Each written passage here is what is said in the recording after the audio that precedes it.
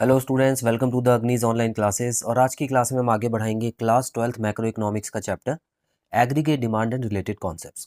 सो students, APC और MPC के बारे में हमने अच्छे से समझ लिया है फुल कॉन्सेप्ट। हमको पता है कि एपीसी जो होता है वो एट पॉइंट ऑफ टाइम नापा जाता है और ग्राफ के ऊपर कोई एक पॉइंट जो होता है उसी में एपीसी होता है। और एमपीसी के लिए हमको चेंज नापना होता है स्टूडेंट्स, तो इसीलिए यहाँ पर 2 पॉइंट्स के अंदर जो चेंज आता है उसको देखा जाता है एमपीसी में। क्लियर?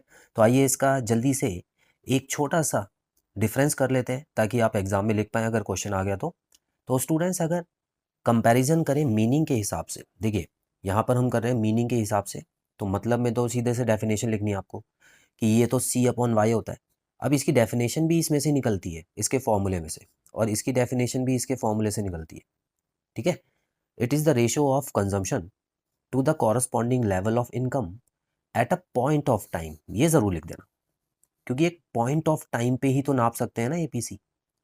लेकिन एमपीसी जो है वो चेंज होता है स्टूडेंट्स। यहाँ पे देखिए, यहाँ पे कहीं भी चेंज वर्ड नहीं आया था।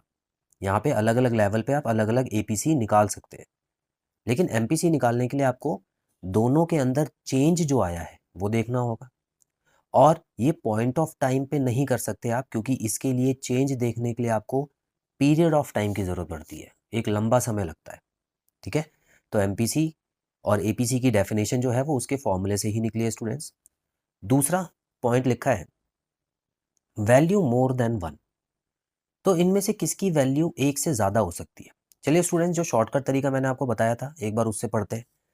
सोचिए कि एपीएस की बात हो रही है, सॉरी एपीसी की बात हो रही है, जिसका फॉर्मूला था सी अपॉन वाई। ठीक है? अब क्या कभी वन की वैल्यू, जो एपीसी की वैल्यू है वो वन से ज़्यादा कब आएगी? मतलब सी ज़्यादा है और वाई कम है।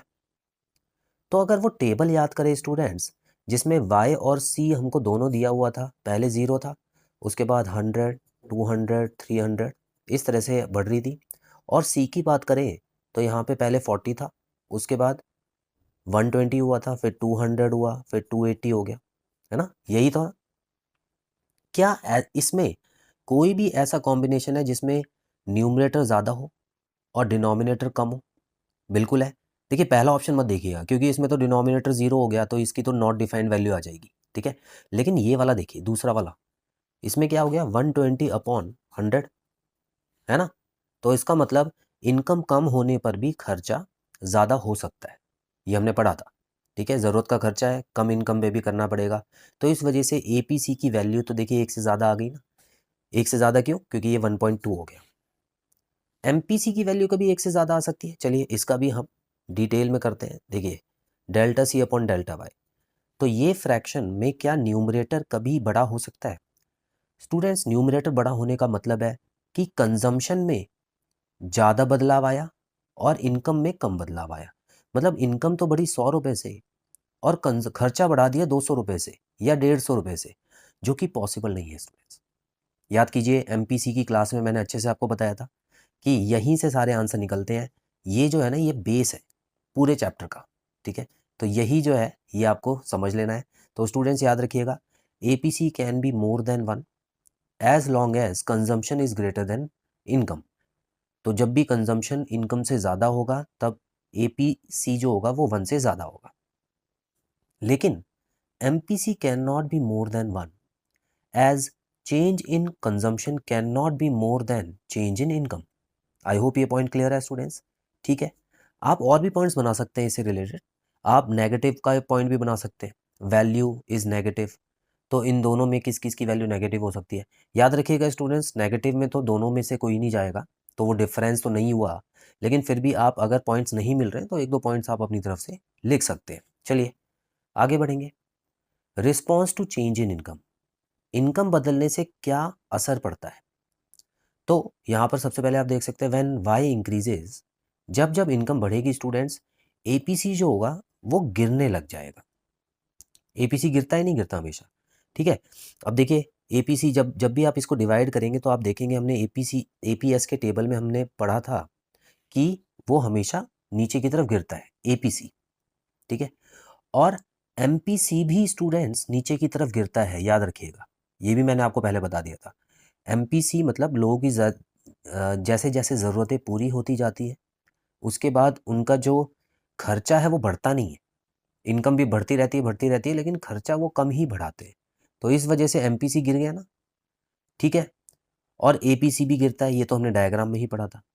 हालांकि इस साल आपके कोर्स में एमपीसी जो आपको दिखाया गया है शेड्यूल में और डायग्राम्स में वो कांस्टेंट दिखाया गया है ताकि आप अच्छे से समझ पाएँ। लेकिन याद रखिएगा एमपीसी कांस्टेंट नहीं होता है, लंबे समय में ये ज़रूर गिरता है जब इंसान की ज़रूरतें पूरी हो जाती हैं। लेकिन एक और पॉइंट कि जो एपीसी है और एमपीसी है वो दोनों ही गिरते हैं। लेकिन एपीसी जो है ना when income but at less rate than MPC, तो एमपीसी ज़्यादा तेज़ी से गिरता है स्टूडेंट्स, एपीसी कम तेज़ी से गिरता है। इस तरह से इसका ग्राफ बनेगा। अगर आप ग्राफ बनाएंगे इसका तो एमपीसी ज़्यादा तेज़ी से गिरता है और एपीसी जो है वो धीरे धीरे करके गिरता है। ठीक है, चलिए लास्ट पॉइंट और कर लेते हैं जिसमें फॉर्मूला बताया हुआ है जो कि आपको पता है। एपीसी का फॉर्मूला होता है सी अपॉन वाई और एमपीसी का फॉर्मूला होता है delta C upon delta Y. अगर इतने पॉइंट्स में भी अगर आपको कोई याद नहीं आ रहा है स्टूडेंट्स तो आप एक एग्जाम्पल दे सकते हैं, क्वेश्चन बना लेना अपनी तरफ से। ठीक है, इसमें आप ले लेना कि एक पॉइंट ऑफ टाइम पे इकोनॉमी की इनकम थी 100 करोड़ और कंजम्पशन था 150 करोड़, तो उसका आप एपीसी निकाल के दिखाइएगा। उसके अलावा यहाँ पर आप 2 पॉइंट बता देना कि इनकम 100 से 200 हुई है और कंजम्पशन जो है वो 80 से हो गया है 200 या 80 से 160 हो गया है। तो इस तरह से आप कोई भी एग्जाम्पल करके दिखा सकते हैं। सो बहुत ही आसान क्लास थी आज की स्टूडेंट्स, ज़्यादा नहीं पढ़ा है हमने, पहले वाला ही रिवाइज किया है। तो इस तरह से आप डिफरेंस बता सकते हैं एपीसी और एमपीसी का। सो बहुत जल्द मिलते हैं अगली क्लास में स्टूडेंट्स, बाय बाय।